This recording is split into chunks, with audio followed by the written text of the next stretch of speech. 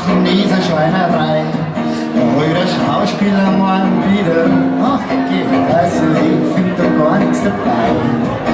Und der Nackerli, Moment, ich glaub sie wissen nicht, wer ich bin. Weil mich keiner kennt, ich bin sehr prominent, als elegant als der Flitzer von Wien. Ihr schaut so